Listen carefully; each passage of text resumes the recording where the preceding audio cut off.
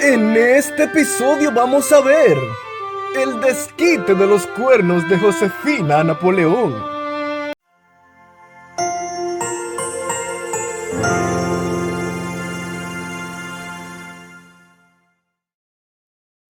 Es el año 1798.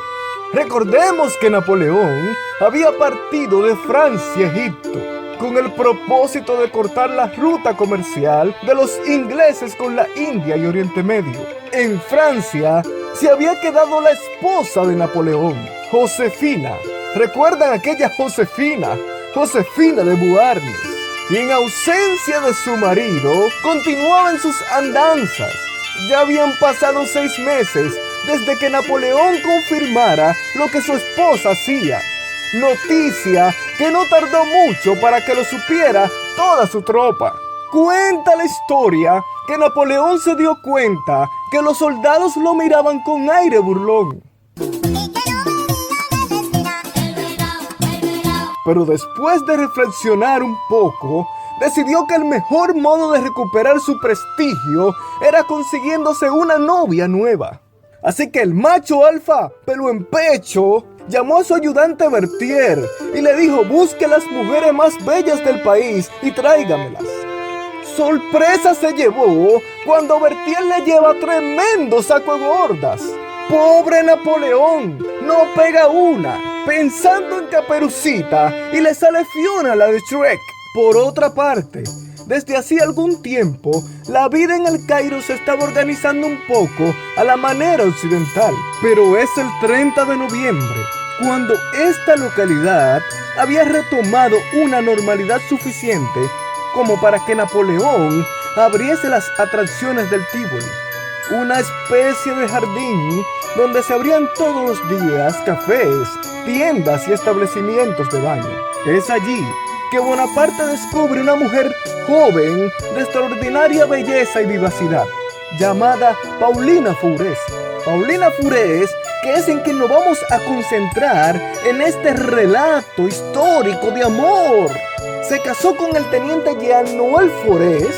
Justo en medio de la luna de miel, su esposo fue llamado para ir a pelear en la campaña egipcia. No queriendo separarse, la joven pareja decidió que Paulina también vendría. Vestida como militar, consiguió escabullirse a bordo del transporte de tropas.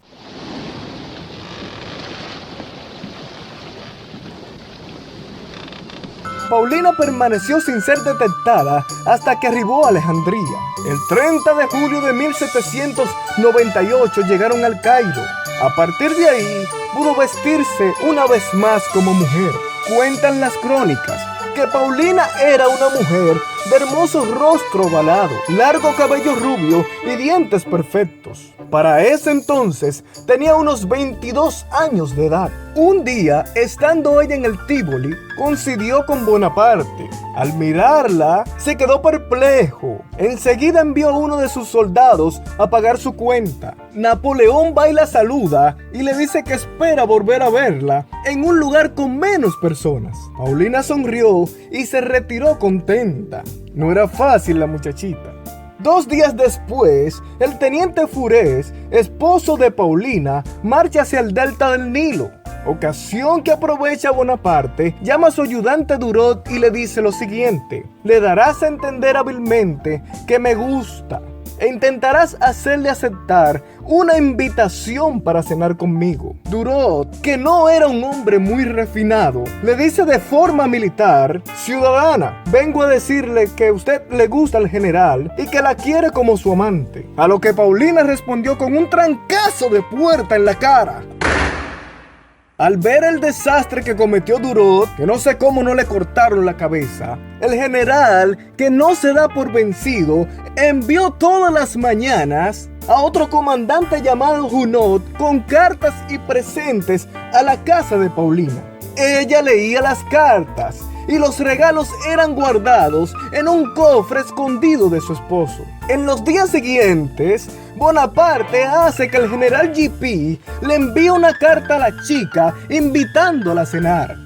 El esposo de ella recibe la misiva y se percata de que su esposa está invitada, pero él no.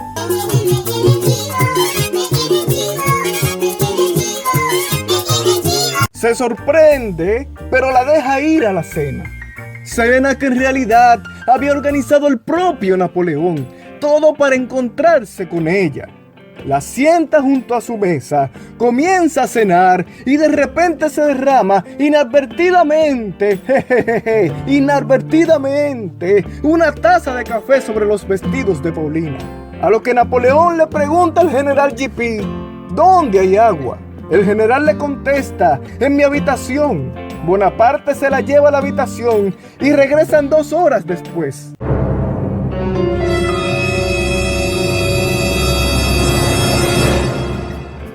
Lo que usted pensó, eso mismo.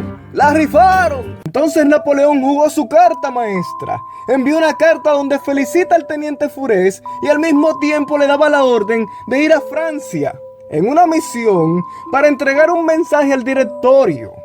Entusiasmado, le explicó a su esposa Paulina que Bonaparte le había reconocido sus méritos, enviándolo en una difícil misión a Francia y que se iría en 1 hora.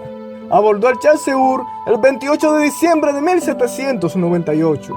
No había bien salido el barco cuando Napoleón mandó a buscar a Paulina y la instaló directamente con él.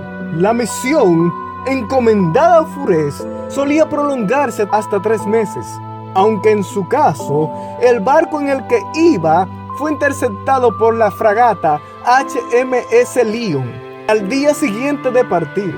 En lugar de ser encarcelado, fue enviado de vuelta a Alejandría. Apareció así en el Cairo 10 semanas antes de lo previsto, encontrando a su esposa desnuda en una bañera del palacio de Bonaparte. ¡Pobre Furés! No se escapó de la maldición de Napoleón, otro santo cachón. Según una versión de la historia, Furés trató a Paulina con extrema violencia y Paulina exigió su divorcio.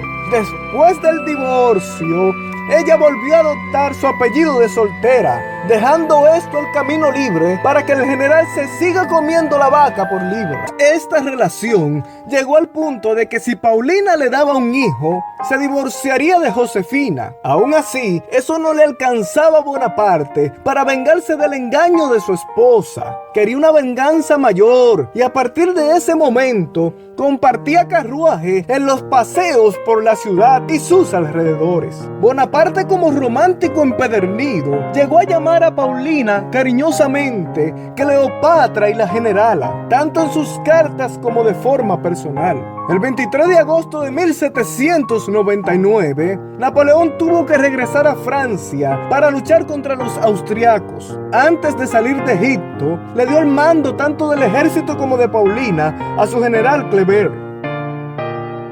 Ahora que Napoleón se encuentra en Francia y después de conocer a Paulina, ¿qué le sucederá a Josefina? ¿Le dará una patada el general? ¿Habrá quedado Paulina embarazada? ¿Retornará Paulina de Egipto? ¿Tendrá Napoleón 2 mujeres y un camino? ¿Podrá por fin el general pasar por un alambrado o por debajo de un árbol y no enredarse? Eso lo veremos en nuestro siguiente capítulo. Napoleón se desquita, parte 2, Eleonor de Noé.